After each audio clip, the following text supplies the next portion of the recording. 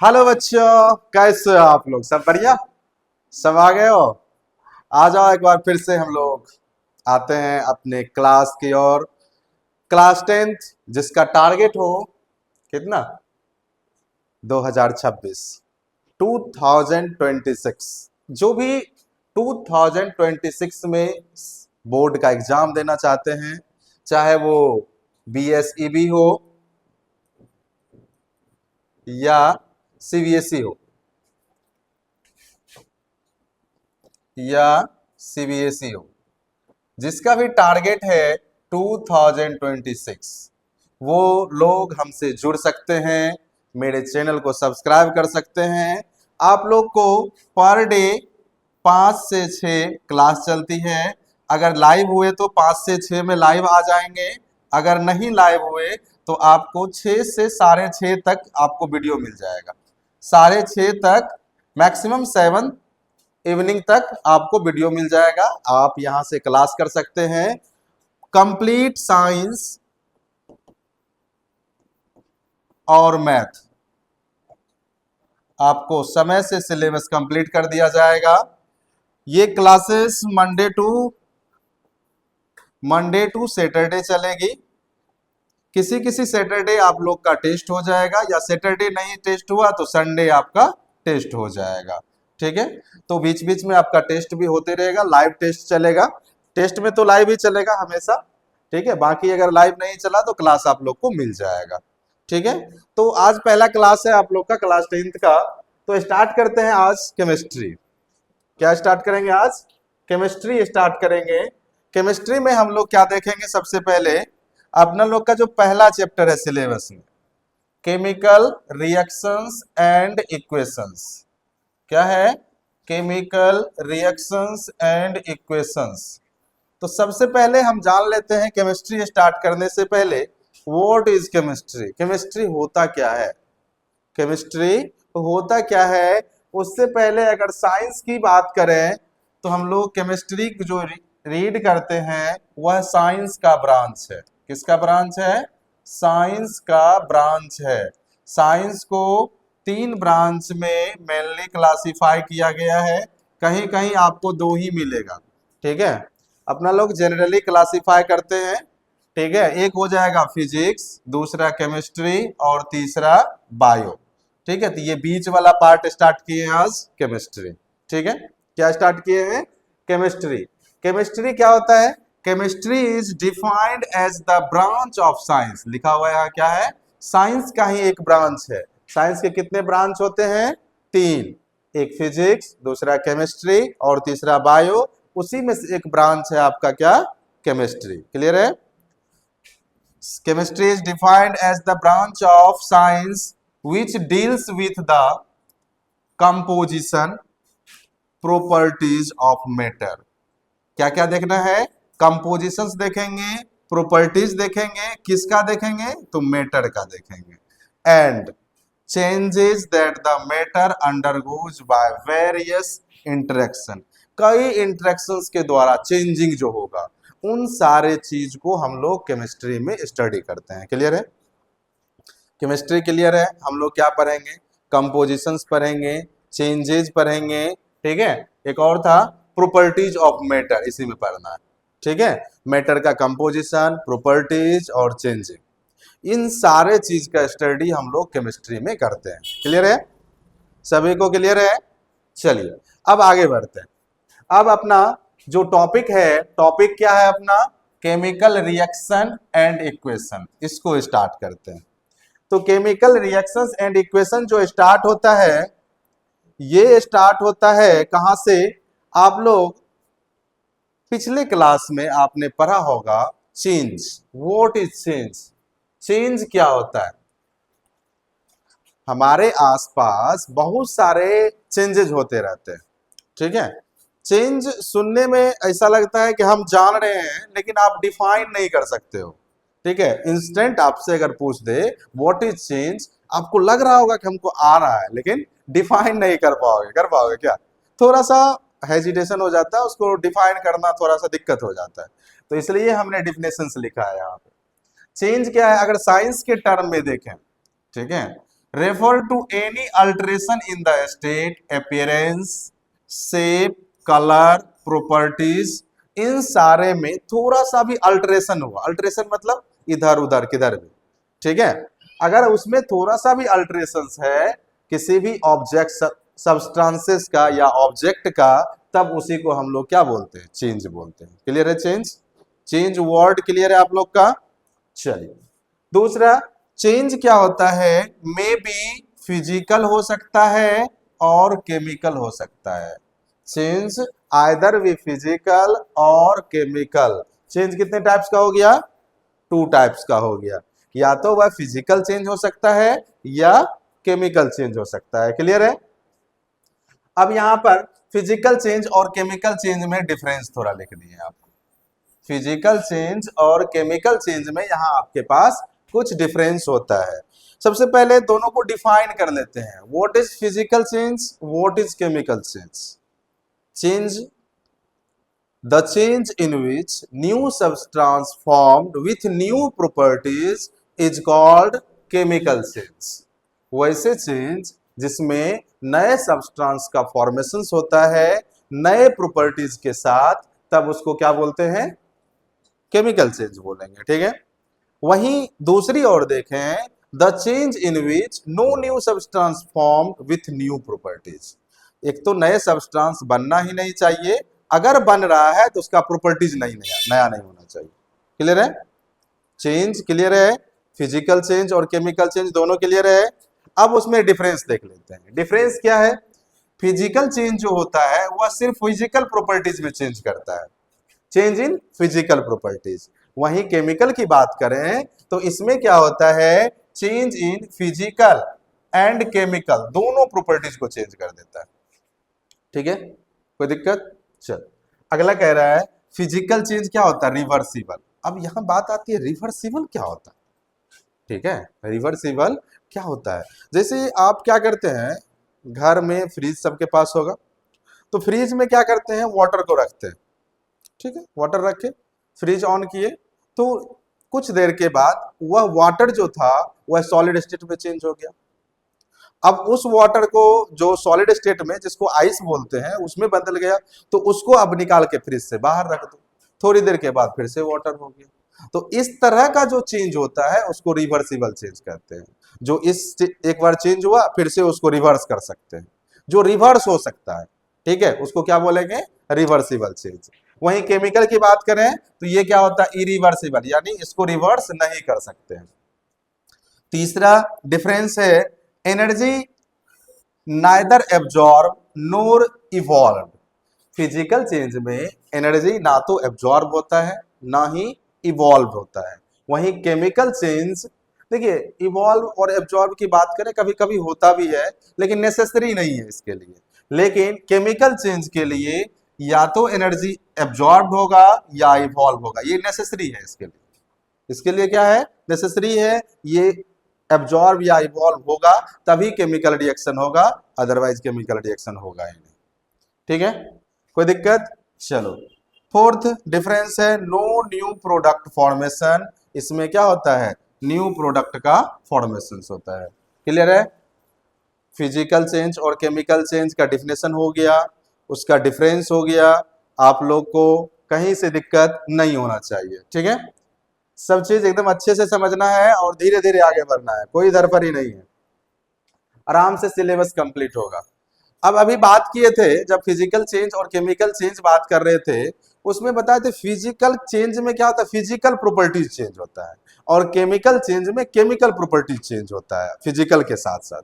तो हम थोड़ा यहाँ से बता देंगे फिजिकल चेंज, और यहाँ पे एग्जांपल आपके पास है। ठीक है, इसके बाद बताएंगे कि फिजिकल प्रॉपर्टीज और केमिकल प्रॉपर्टीज होता क्या है। पहले एक एक एग्जांपल देख लेते हैं। Water change to steam, water क्या हो रहा है, चेंज हो रहा है स्टीम में ऑन बॉइलिंग। घर में वाटर को बॉयल करते देखे हो, उससे क्या होता है, वेपर निकलता है, निकलता है ना, वेपर निकल रहा है। धीरे धीरे धीरे धीरे उसको अगर बॉयल कर रहे हैं बॉयल कर रहे हैं बॉयल कर रहे हैं, क्या होगा, एक समय आएगा पूरा का पूरा वाटर खत्म हो जाएगा, है ना? क्यों? क्योंकि सारे के सारे वाटर किस में चेंज हो गया, वेपर में चेंज हो गया। तो वही यहाँ कह रहा है जब बॉयल करते हैं तो वाटर जो है वह चेंज हो जाएगा किस में, स्टीम में। But no new substance is form, नया सब्सटेंस नहीं बनता है, सिर्फ क्या हो गया, वहां स्टेज चेंज हुआ, पहले लिक्विड स्टेज में था, अब किस में चला गया, गैसियस स्टेट में चला गया, ठीक है। Even through steam and water look different, दोनों दिखता अलग अलग है, लेकिन when they are made to react with piece of sodium, दोनों को जैसे ही सोडियम के पीस से रिएक्ट करवाएंगे, they react the same way, same तरीके से दोनों रिएक्ट करता है, ठीक है, and give exact same product, और सेम प्रोडक्ट देता है, ठीक है। This involves only A change in state, यहां पर क्या इन्वॉल्व हुआ, चेंज इन स्टेट हुआ, कैसे हुआ, लिक्विड से वेपर में गया, कहा गया, लिक्विड टू वेपर, क्लियर यहां तक। दूसरा एग्जांपल है, ये फिजिकल चेंज का एग्जांपल था, यहां पे केमिकल चेंज का example, the burning of paper, burning of fuel, rusting of iron, ये सारा का सारा चेंज क्या है, केमिकल है, ठीक है। अगर हम पेपर को बर्न करा दिए तो वो जो एस बचता है उससे क्या पेपर बना सकते हैं, नहीं बना सकते, मतलब रिवर्सिबल नहीं हुआ, ठीक है। यहां पे अगर हम इस वेपर को अगर फिर से स्टीम कर दें, फिर से उसको कूल्ड कर दें, वेपर को, जो वेपर है अपने पास उसको क्या करें, फिर से कूल करें, तो फिर से हमारे पास क्या आ जाएगा, लिक्विड आ जाएगा, ठीक है। तो फिजिकल चेंज जो होता है वह क्या होता है, रिवर्सिबल होता है, वही केमिकल चेंज की बात करें तो ये क्या होता है, इरिवर्सिबल होता है, क्लियर है। चलो अब यहां पर जो है, अभी जस्ट आपसे बोले थे अगले स्लाइड में हम बताएंगे फिजिकल प्रॉपर्टीज क्या होता है, ठीक है। तो ध्यान रखिएगा इसको भी, फिजिकल प्रॉपर्टीज में क्या आता है, कलर आ जाता है, ऑर्डर आ जाता है, टेस्ट आ जाता है, सॉल्युबिलिटी आ जाता है, रिजिडिटी आ जाता है, ये सारे टर्म धीरे धीरे आपको पता चल जाएगा, ठीक है। Boiling point, melting point, fluidity, ये सारे चीज, ये सारे प्रॉपर्टीज जो है वो किसके अंतर्गत आता है, फिजिकल प्रॉपर्टीज के, ठीक है। दूसरा है केमिकल प्रॉपर्टीज की बात करें तो इसमें क्या क्या आ जाता है, केमिकल रिएक्शंस होगा, रिएक्टिविटी आ जाता है, इनफ्लेमेबिलिटी आ जाता है, पीएच वैल्यू आ जाता है, ये सारा प्रॉपर्टीज जो है किसके अंतर्गत आ जाता है, केमिकल चेंज के, ठीक है, किसके अंतर्गत आ जाता है, केमिकल चेंज। अब यहाँ पे एक इंपॉर्टेंट पॉइंट है, केमिकल कंपाउंड, खूब सुनते होंगे अभी, केमिकल कंपाउंड, ठीक है, 9th में ही पढ़े हो केमिकल कंपाउंड, वह कैसे बनता है, रिजल्ट किसका है, केमिकल चेंज का, केमिकल चेंज होगा तभी आपको क्या मिलेगा, केमिकल कंपाउंड मिलेगा, ठीक है। फिजिकल चेंज और फिजिकल प्रॉपर्टीज और केमिकल प्रॉपर्टीज में कहीं दिक्कत है तो बताइए जल्दी से, नहीं ना, आगे बढ़े, चलिए आगे है आपका केमिकल रिएक्शन। अभी तक तो चैप्टर का माहौल बना रहे थे, अब आए अपने टॉपिक पे जो हमारे सब्जेक्ट में है, ठीक है। हमारे सब्जेक्ट में क्या है, केमिकल रिएक्शंस एंड इक्वेशंस, तो यहां से स्टार्ट होता है केमिकल रिएक्शन, ठीक है।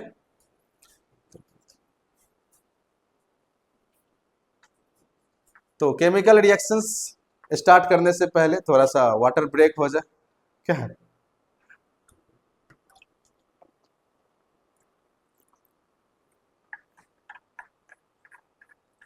दो दिन से बहुत गर्मी कर रहा है।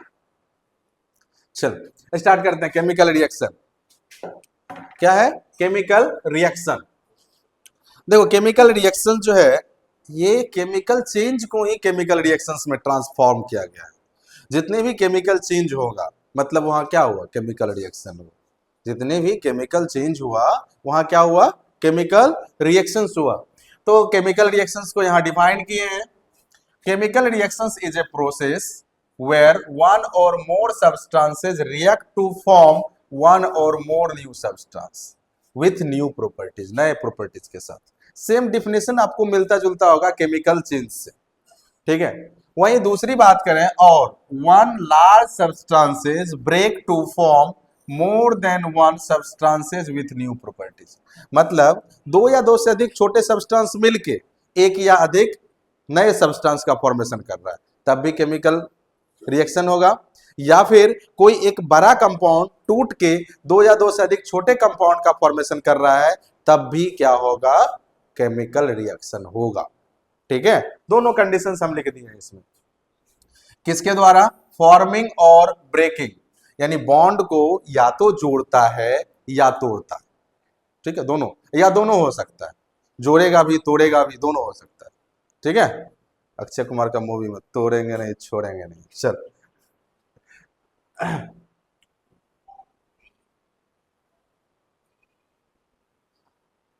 उसके बाद क्या है, दिस प्रोसेस मतलब क्या, chemical reaction. This process involve rearrangement of atom and formations of different chemical compound. यानी केमिकल रिएक्शन में क्या होता है, रीअरेंजमेंट होता है, किसका, एटम का, और नए कंपाउंड का फॉर्मेशंस होता है, नया नया केमिकल कंपाउंड बनेगा उसमें, ठीक है। जैसे एक एग्जांपल लेते हैं, जैसे यहाँ कार्बन है, हम क्या लिए, इसके पास लाए ऑक्सीजन, लाएंगे नहीं, कार्बन को बर्न कर रहे हैं with the presence of oxygen, क्या बन रहा है, कार्बन डाइऑक्साइड बन रहा है। क्या, यहाँ कार्बन है, यहाँ ऑक्सीजन है, यहाँ क्या बना, कार्बन डाइऑक्साइड बना, यानी क्या मिला, दो दोनों के बीच क्या करना, बॉन्ड बना और एक नए कंपाउंड बन गया, ठीक है। तो वही यहाँ कह रहा है कि इस प्रोसेस में क्या होता है, रीअरेंजमेंट ऑफ एटम होता है, ठीक है। एक रीअरेंजमेंट ऑफ एटम को लिए फॉर्मूला लेते हैं, एक HCl ले लो प्लस NaOH ले लो, ठीक है। इसका रिएक्शन जैसे ही करवाएंगे क्या बन जाएगा, NaCl हो गया प्लस H2O बन जाएगा, ठीक है। क्या बन गया, H2O बन गया, कोई दिक्कत है। तो यहां पर देखो क्या हो रहा है, ये H जो है आपका इस OH से जाके मिल गया, ठीक है, वही ये NaCl जो है इस Cl से आके मिल गया, मिला ना। तो यहाँ पे क्या हो रहा है, रीअरेंजमेंट हुआ, पहले बॉन्ड टूटा, फिर से ये उसके पास गया, वो इसके पास आया, रीअरेंजमेंट होके क्या बनाया, NaCl बनाया और H2O बनाया, यानी दो नए कंपाउंड का फॉर्मेशन किया, क्या हुआ, रीअरेंजमेंट। क्लियर है, कोई दिक्कत। चल उसके बाद कहता है a chemical reaction, A chemical reaction is process in which one or more substances undergoes a change to form new substances with different properties। वही चीज है कि जब भी केमिकल रिएक्शन होगा तो स्वाभाविक है उसमें क्या बनेगा, नए सब्सटेंस बनेगा न्यू प्रॉपर्टीज के साथ। क्लियर है, चलो आगे कुछ एग्जाम्पल यहाँ पे लिए हुए हैं। एग्जाम्पल है आपका, केमिकल रिएक्शन जो है वह क्या होता है, कभी जस्ट बताए दो सब्सटेंस मिलके, एक मिनट,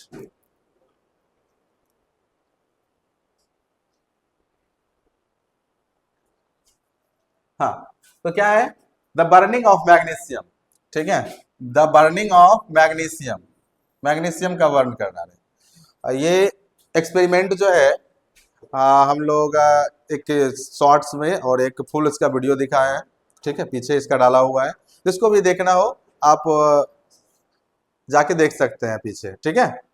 बर्निंग ऑफ मैग्नीशियम का एक्सपेरिमेंट किया हुआ है, आप पीछे के चैनल में जाके पेज से जाके व्यू कर सकते हैं, ठीक है।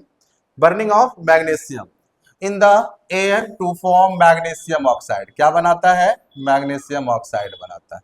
Is an example of chemical reaction, ये किसका एग्जाम्पल है, केमिकल रिएक्शन का।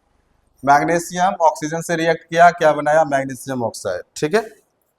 अब देखो इसमें क्या होता है, इससे एक क्वेश्चन एनसीईआरटी में बहुत पॉपुलर है कि मैग्नीशियम को बर्न करने से पहले उसको क्लीन क्यों किया जाता है, मैग्नीशियम को बर्न करने से पहले उसको क्लीन क्यों किया जाता है, बताएगा, नहीं, चलो नहीं बताएगा तो हम बता देते हैं, ठीक है।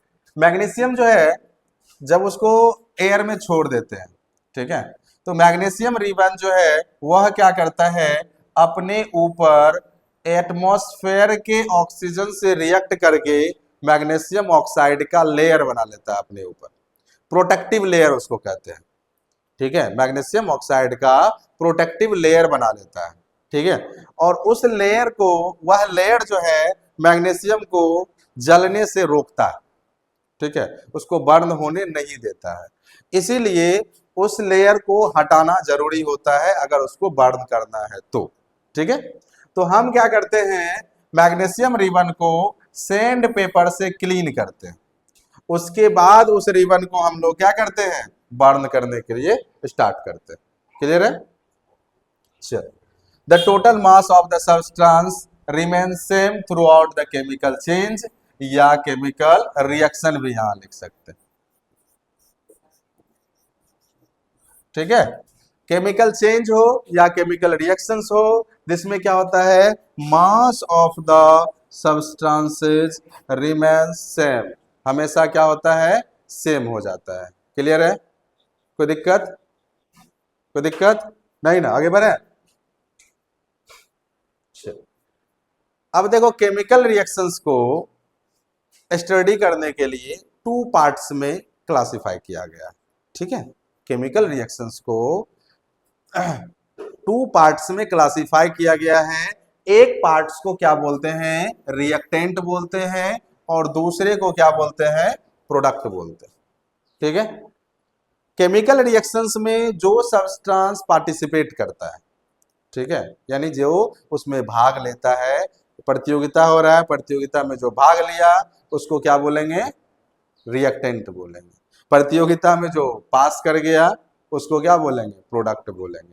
तो यहाँ प्रतियोगिता नहीं समझना है, केमिकल रिएक्शन समझना है। तो रिएक्शंस में जो पार्टिसिपेट किया उसको रिएक्टेंट बोलेंगे, जो रिएक्शंस के बाद बना उसको क्या बोलेंगे, प्रोडक्ट बोलेंगे। डेफिनेशन यहाँ पे लिखा हुआ है, the substance that participate in the reaction and present at the beginning of the process, यानी प्रोसेस के बिगिनिंग में जो प्रेजेंट रहेगा उसी को क्या बोलेंगे, रिएक्टेंट बोलेंगे। प्रोडक्ट क्या होता है, the new substance that are formed as a result of reaction, reactions के रिजल्ट के में जो सब्सटेंसेस मिलता है उसी सब्सटेंसेस को क्या कहते हैं, प्रोडक्ट कहते हैं। क्लियर है?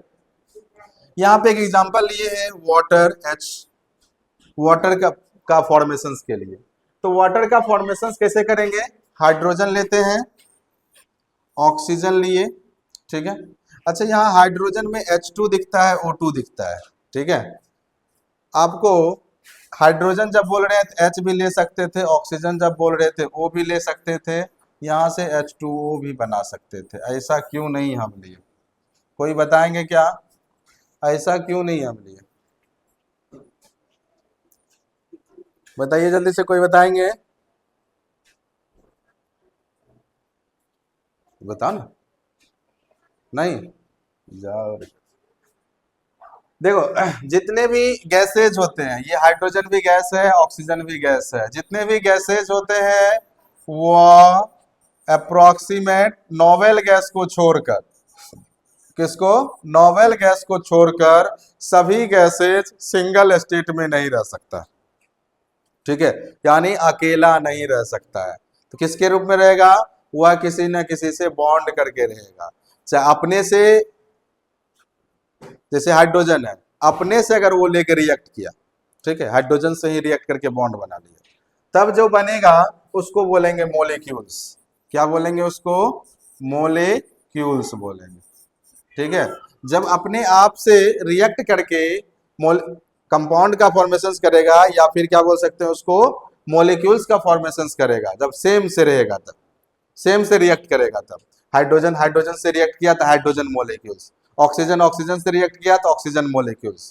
ठीक है, नोवेल गैस ऐसा नहीं करता है, वह सिंगल ही रहता है। ठीक है, चल, इसीलिए यहाँ पे क्या लेते हैं, H2, यहाँ O2 लेते हैं, क्या बनता है, H2O बनता है।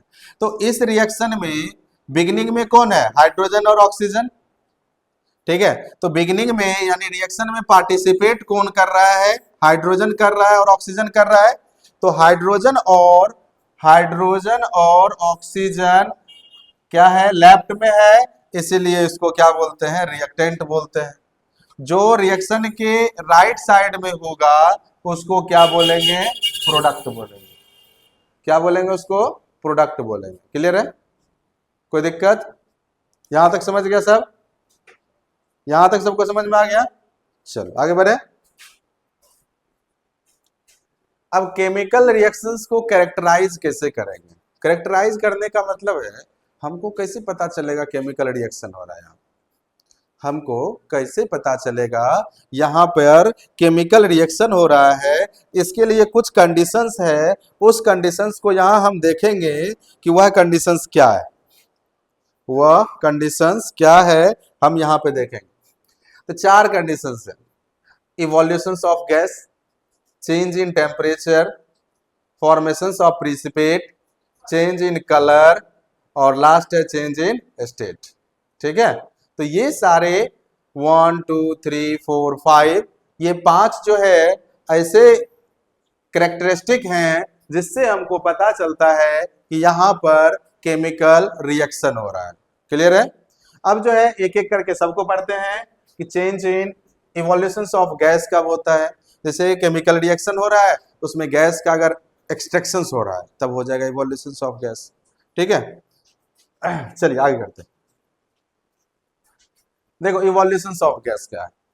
कोई भी केमिकल रिएक्शन हो रहा है, उसमें क्या होता है, रिएक्शंस में आपको कैरेक्टराइज करने के लिए अगर देखेंगे इक्वेशंस के बाद यानी रिएक्शंस के बाद आपको गैस मिल रहा है।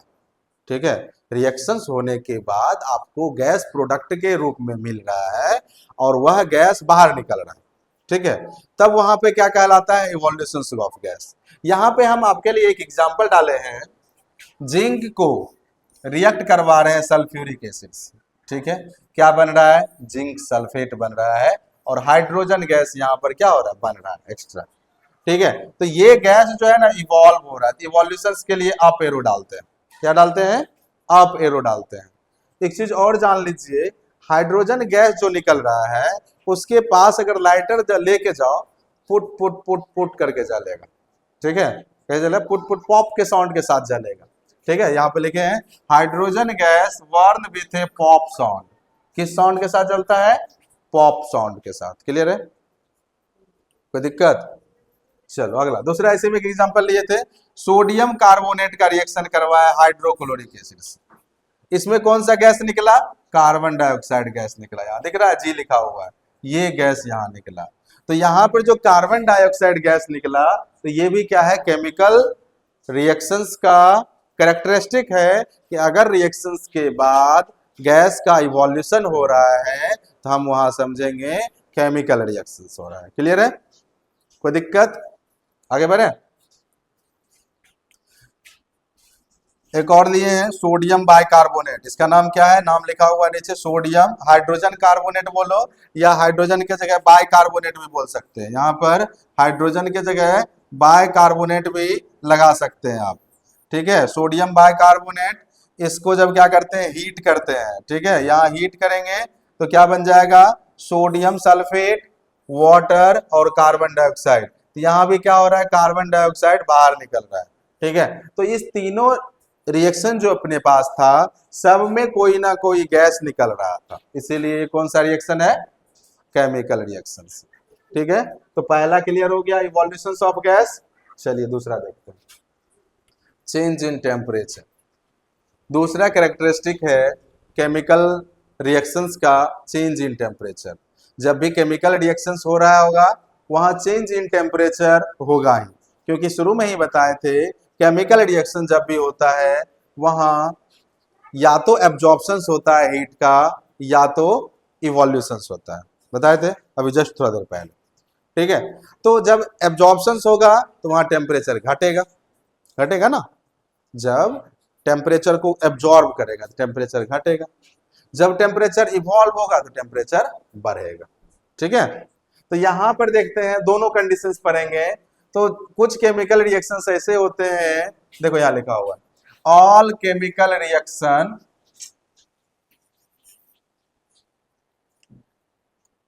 all chemical reaction proceed either with the absorption और release of energy। या तो एनर्जी का एब्जॉर्प्शन होता है या रिलीज करता है। ठीक है, जितने भी हो गए तभी रिएक्शंस केमिकल चेंज होगा। On the basis of energy change there are 2 types of reaction. यही इसका 2 टाइप बता देते हैं, आगे टाइप्स ऑफ रिएक्शन और पढ़ना है तो इसके बेसिस पे 2 ले लेते हैं। ठीक है, कितने होते हैं, यानी इस चेंज इन टेम्परेचर के बेसिस पे रिएक्शंस को 2 टाइप्स में क्लासिफाई किया गया है। एक होता है एंडोथर्मिक रिएक्शन और दूसरा होता है एक्जोथर्मिक रिएक्शन। अब देखो नाम से ही स्पष्ट है, क्या नाम है? Endothermic reaction. एंडोथर्मिक रिएक्शन, क्या नाम है? Endothermic reaction. नाम शुरू में क्या लगा है? इन, यानी क्या हो रहा है? इन इसको पढ़ो, ठीक है। इन मतलब अंदर, ठीक है। क्या होता है? अंदर, यानी इसमें एनर्जी क्या करेगा? अंदर लेगा, यानी एब्जॉर्ब करेगा, ठीक है। यहां से अगर ये चीज समझ गया तो डिफिनेशन याद करने की जरूरत नहीं पड़ेगी, ठीक है। इन मतलब अंदर, ठीक है। तो a chemical reactions which are accompanied by the absorptions heat energy is called endothermic, यानी the reactions in which heat is absorbed। Simple अगर डिफिनेशन लिखना है, the reactions in which heat is absorbed, उसको क्या बोलेंगे? एंडोथर्मिक, ठीक है। उसके लिए एक एग्जांपल लिए यहाँ पर। देखो जब भी रिएक्टेंट में हीट लगा हो, कहाँ लगा हो? रिएक्टेंट में। देखो कहाँ लगा हुआ? ये रिएक्टेंट है, एरो से पहले क्या होता है? रिएक्टेंट। तो रिएक्टेंट में अगर हीट लगा हुआ हो तो वह एंडोथर्मिक है। क्या है वह? एंडोथर्मिक है। अगर प्रोडक्ट में हीट लगा हुआ हो तब वह क्या हो जाएगा? एक्जोथर्मिक हो जाएगा। देखो यहां से क्या लिखा हुआ है? Exothermic, EX। एग्जिट का स्पेलिंग क्या होता है जी? EXIT। और एग्जिट मीन्स क्या होता है? बाहर जाना, ठीक है। क्या होता है? बाहर जाना। तो यानी जब हीट बाहर निकल रहा हो, एग्जिट बाहर ना होता है। तो हीट जब बाहर निकल रहा हो, एग्जिट। याद रहे EX से क्या होता है? एग्जिट, यानी हीट जब बाहर निकल रहा है तब उसको एक्जोथर्मिक, तब उसको क्या बोलेंगे? एक्जोथर्मिक। तो इंडो से इन, EN से इन, और EX से एग्जिट, ठीक है। तो यहां से आप याद रख सकते हो एंडोथर्मिक और एक्जोथर्मिक में आसानी से। क्लियर है? क्लियर है? एंडोथर्मिक और एक्जोथर्मिक क्लियर है? यहाँ डिफिनेशन दिया हुआ है, या सिंपल डिफिनेशन याद रखना है तो आप याद रख सकते हो, the chemical reactions in which heat is released, reactions के बाद हीट रिलीज हो रहा है तब उसको एक्जोथर्मिक बोलेंगे, ठीक है। बाकी दूसरा डिफिनेशन यहाँ दिया हुआ है। यहाँ पे एक एग्जांपल लिए, magnesium is burned with the presence of oxygen to form magnesium oxide and energy, ठीक है। उसी तरह और एग्जांपल लिख सकते हो, carbon is burned with the present of oxygen to form carbon dioxide और हीट एनर्जी। यहां भी आपको हीट एनर्जी मिल जाएगा, ठीक है। यहां पर कैल्शियम ऑक्साइड, ये वाला बहुत अच्छा एग्जांपल, ठीक है। इसको जो है कैल्शियम ऑक्साइड, ठीक है, इसको जैसे ही पानी में डालोगे, पानी क्या होगा? गर्म हो जाएगा। कभी कभी बुदबुदा भी निकलने लगेगा उससे, जैसे खौलता जब पानी है ना तो उड़ता नहीं है, उसी तरह ये उड़ना भी स्टार्ट हो जाएगा। घर में अगर पुराने समय में हम लोग इसी से क्या करते थे? पेंट करते थे, ठीक है, कैल्शियम ऑक्साइड से ही। घर में जो व्हाइट पेंट करते हैं वॉल पे, वो यही होता है कैल्शियम ऑक्साइड। पानी में जैसे ही डालोगे पानी क्या होगा? गर्म हो जाएगा, यानी हीट क्या होगा? हीट एनर्जी वहां रिलीज हो रहा है, ठीक है। यहाँ प्रोडक्ट में हीट लिखा हुआ है, तो जब प्रोडक्ट में हीट लिखा हुआ हो तब उसको एक्जोथर्मिक। क्लियर है? चल, तीसरा है आपका फॉर्मेशंस ऑफ प्रिसिपिटेट, प्रिसिपिटेट, ठीक है। प्रिसिपिटेट क्या होता है? अच्छा, जब घर में मम्मी या दादी दही या छाली को रख रख के क्या करती है? एक दिन उसको मथती है, ठीक है, उससे क्या निकलता है? मक्खन। जस्ट लाइक वही होता है प्रिसिपिटेट, यानी इसको क्या बोलते हैं? सेमी सॉलिड बोल सकते हैं। प्रिसिपिटेट क्या होगा? सेमी सॉलिड हो जाएगा प्रिसिपिटेट। क्लियर है? क्या हो जाएगा? सेमी सॉलिड को क्या बोलते हैं? प्रिसिपिटेट, ठीक है। तो कुछ केमिकल रिएक्शंस ऐसे होते हैं जिसमें प्रिसिपिटेट का फॉर्मेशन होता है। जैसे जब दही को या वो छाली वाला रखा हुआ उसको मथते हैं तो वो निकलता है ना, सब एक जगह एकत्रित होकर सेमी सॉलिड बनता है, उसको क्या बोलते हैं? प्रिसिपिटेट, प्रिसिपिटेट, ठीक है। उसी तरह क्या करते हैं? सिल्वर नाइट्रेट को सोडियम क्लोराइड से रिएक्ट करवाते हैं, क्या मिलता है? सोडियम नाइट्रेट और सिल्वर क्लोराइड। ये जो सिल्वर क्लोराइड मिलता है यही क्या है? प्रिसिपिटेट, यही क्या है, प्रिसिपिटेट। प्रिसिपिटेट को इंडिकेट करने के लिए हम लोग डॉन एरो डाल देते हैं। क्या डाल देते हैं, क्लियर है यहां तक? एक और एग्जांपल लिए हैं, आयरन सल्फेट को सोडियम हाइड्रोक्साइड से रिएक्ट करवाते हैं, क्या बनता है, सोडियम सल्फेट और आयरन हाइड्रोक्साइड। तो ये भी क्या है, प्रिसिपिटेट। ठीक है, दो एग्जांपल अपने पास है यहाँ पर, दोनों एग्जांपल से हम प्रिसिपिटेट को आसानी से समझ सकते हैं। प्रिसिपिटेट क्या है, सेमी सॉलिड है, जस्ट लाइक मक्खन के तरह होता है, तुम छुओगे दब जाएगा, ठीक है, उस तरह का होता है। क्लियर है प्रिसिपिटेट? चौथा है आपके पास चेंज इन कलर। ठीक है, अभी पिछले 2-3 साल से चेंज इन कलर से क्वेश्चन पूछता है सीबीएसई बोर्ड। तो चेंज इन कलर से क्वेश्चन आता है, आप लोग इसको बढ़िया से कीजिएगा। और बहुत सारे कंपाउंड ऐसे हैं जिसके कलर के बारे में जानकारी होनी जरूरी होती है, तो आप लोग को दे देंगे, ठीक है, और उसका कलर बता देंगे, मतलब लिस्ट लिखा देंगे उसको, ठीक, किसी एक दिन सारे कंपाउंड का कलर रहेगा सामने में, और उसका नाम रहेगा, कॉमन नेम रहेगा, ये लर्न कर लेना उसको, ठीक है। चेंज इन कलर, कुछ केमिकल रिएक्शन जो है कैरेक्टराइज्ड होता है किससे, चेंज इन कलर से। देखो यहां से क्या होता है, व्हेन रेड लेड, यहां दिया हुआ है लेड ऑक्साइड का कलर कैसा है, देखो लेड ऑक्साइड, उसका कलर कैसा है, रेड, ठीक है। उसको जैसे ही हीट करते हैं, strongly heated to form yellow coloured lead monoxide, ठीक है। यहां देखो लेड ऑक्साइड का फॉर्मूला Pb3O4 और ये है लेड मोनोऑक्साइड। इसको क्या किए, हीट किए, यहाँ ट्रायंगल का शेप दे देंगे। ये हीट कर जहां भी करते हैं ना, तो वहां हीट के लिए सिंबल दे देते हैं ट्रायंगल। क्लियर है? तो यहाँ पर क्या किए, लेड ऑक्साइड को हीट किए, क्या बना, लेड मोनोऑक्साइड बना और ऑक्सीजन बन गया, ठीक है। तो इसका पहले कलर कैसा था, रेड था, अब कलर कैसा हो गया, येलो, चेंज इन कलर हुआ ना। तो इस तरह के कलर चेंज इन कलर से हम ये पता कर सकते हैं कि ये रिएक्शन कैसा है, केमिकल रिएक्शन। क्लियर है? एक और लिए हैं कॉपर कार्बोनेट, क्या नाम है, कॉपर कार्बोनेट, जिसका कलर कैसा होता है, ग्रीन होता है। जैसे ही इसको हीट करेंगे क्या बन जाएगा, कॉपर ऑक्साइड बनेगा और कार्बन डाइऑक्साइड बनेगा। कॉपर ऑक्साइड का कलर कैसा हो जाता है, ब्लैक हो जाता है। क्लियर है?